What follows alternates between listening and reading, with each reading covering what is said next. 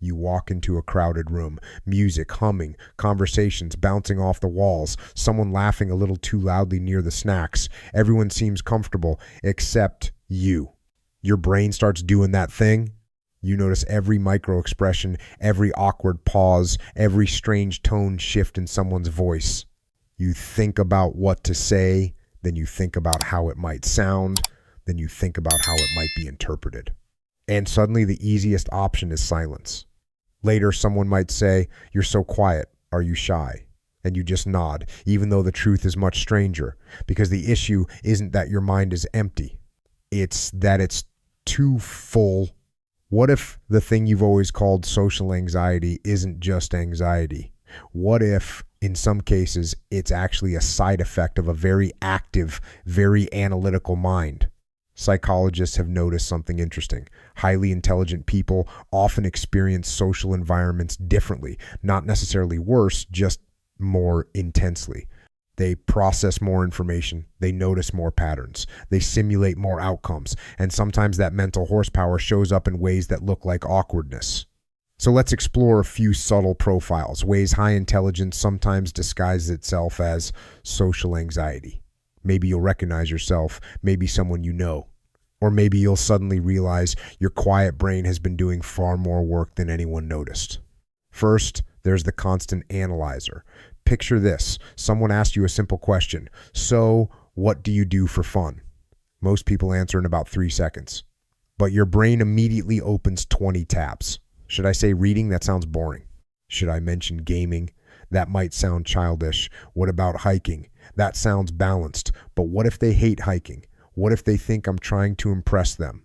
Meanwhile, 5 seconds of silence pass, and now you're worried about the silence too. Highly analytical minds run simulations constantly. It's not intentional. The brain just naturally evaluates possibilities, how something might be perceived, misunderstood, or interpreted.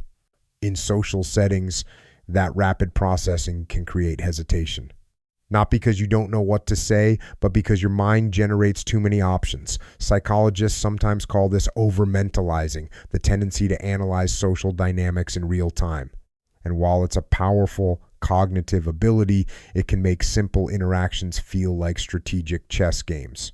If this sounds familiar, you're not necessarily socially anxious.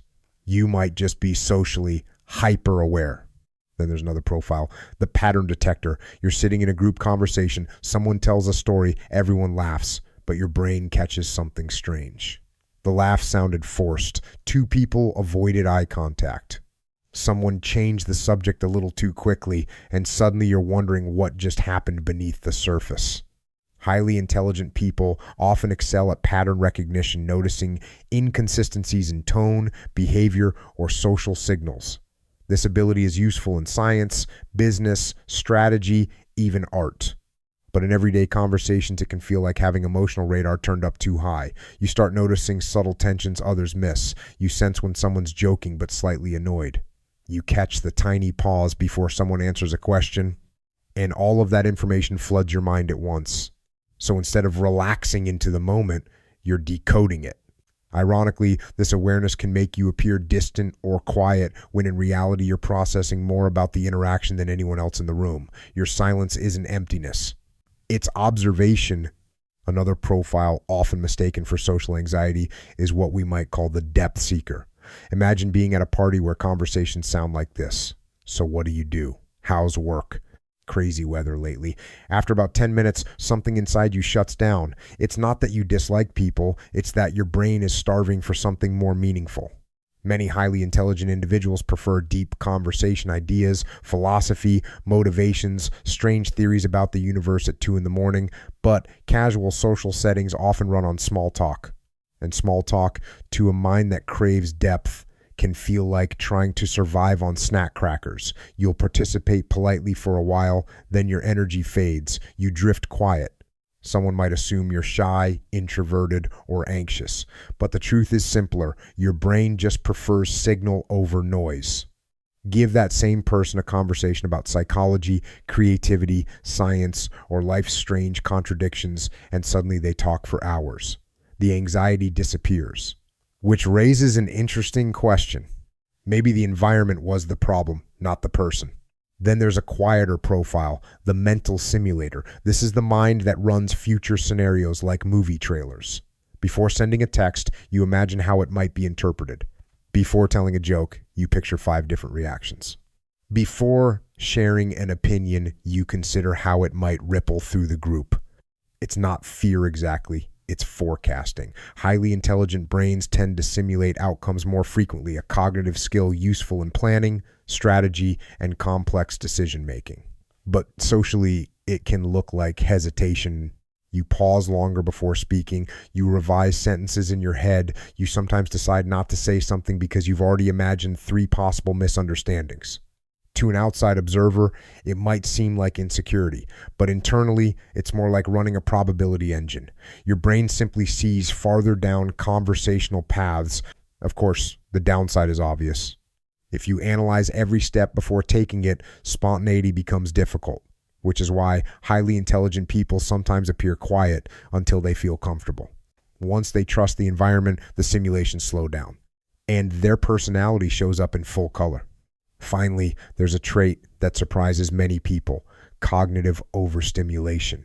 Crowded environments bombard the brain with information, music, faces, voices, movement, emotional signals, social hierarchies, background noise. For some minds, this is fine. For others, particularly highly sensitive, highly analytical minds, it becomes overwhelming. Your brain is processing everything: the tone of conversations nearby, the subtle body language across the room, the shifting emotional temperature of the group. After a while, your mental battery drains. You retreat to the quiet edge of the room. Someone might ask, "Are you okay? You seem anxious." But what you're actually experiencing is something closer to cognitive overload. Your brain simply reached capacity. Interestingly, many scientists, writers, and inventors throughout history described this exact feeling: a need to step away from noisy environments so their minds could breathe. Solitude wasn't avoidance, it was recovery. Now here's the twist in all of this. None of these traits automatically mean someone is highly intelligent, and real social anxiety absolutely exists. It can be painful and limiting. But sometimes behaviors that look like anxiety are really just the side effects of a mind that processes the world deeply. More data, more patterns, more possibilities. And that kind of mind doesn't always thrive in fast, surface-level social environments. Instead, it shines in places where thinking slowly is an advantage, where curiosity matters more than quick responses, where silence isn't awkward, it's thoughtful. So if you've ever wondered why conversations sometimes feel exhausting, why your brain analyzes interactions long after they end, why you prefer meaningful dialogue over casual chatter, it might not mean something is wrong with you. It might simply mean your mind is doing what it does best: thinking, observing, connecting patterns most people never even notice.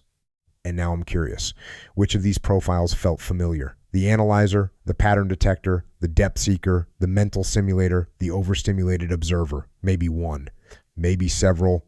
Let me know what you recognize in yourself or in someone you know. And if you enjoy exploring the strange psychology hidden inside everyday behaviors, stick around, because the human mind has far more layers than it first appears, especially the quiet ones. If you like this video, make sure to like the video. Also, subscribe to the channel and press the bell icon so you don't miss any update. Also, share it with your friends.